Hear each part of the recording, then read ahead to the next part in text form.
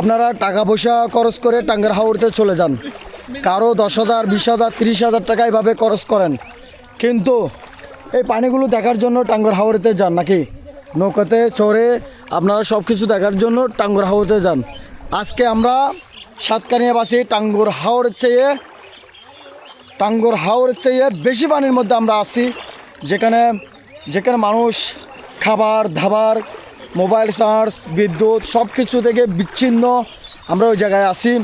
যারা টাঙ্গার হাওর যেতে যাচ্ছেন, ঘুরতে যেতে যাচ্ছেন, আপনারা ওখানে না গিয়ে আপনারা এখানে চলে আসেন। অনেকে বলবে এই কথাটা কেন বললাম, হ্যাঁ এই কথাটা বলতেছি, আপনার এখানে আসাতে অনেক মানুষ পানিবন্দী, তারা আপনাদের আসাতে সাহস পাবে।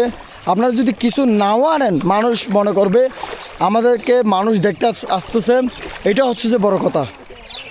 মানুষকে দিতে হবে না, আপনি মানুষের খোঁজখবর রাখেন, যারা পানিবন্দী হয়ে আছে তাদের খোঁজখবর রাখেন। যেমন আজকে 3 দিন ধরে আমি অসুস্থ হয়ে গেছি, তারপরেও এই পানির মধ্যে দিয়ে আমি আমাদের কাজ চালিয়ে যাচ্ছি।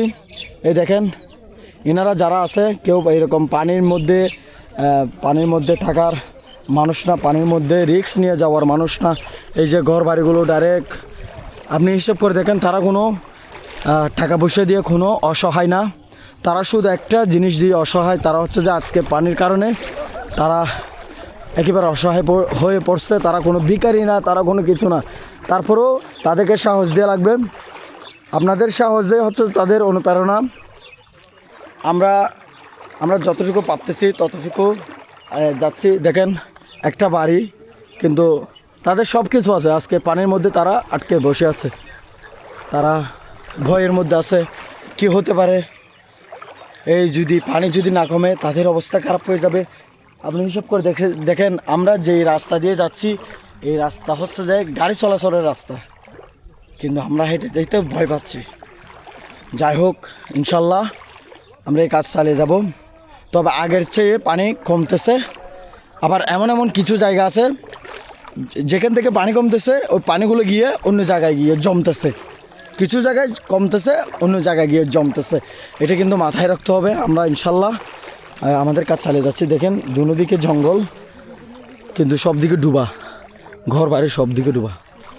আর যারা টাঙ্গুর হাওরতে যাচ্ছেন, এটা বলছি আপনারা সবাই এখানে আসেন, আপনারা এগুলো দেখেন, আপনারা নৌকা নিয়ে ভ্রমণ করবেন, আপনাদের ভ্রমণে হতে পারে একটা মানুষের উপকার।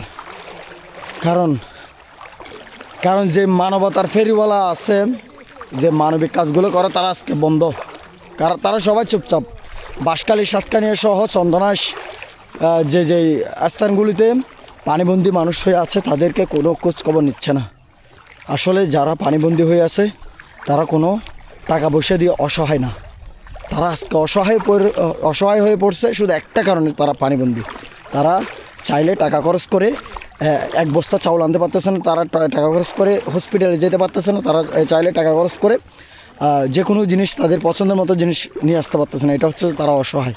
তো আপনারা যারা আছেন তাদেরকে একটু সহযোগিতা করার চেষ্টা করেন, তাদেরকে একটা মোম দেওয়ার চেষ্টা করেন, তাদেরকে এক মুঠো মুড়ি দেওয়ার চেষ্টা করেন।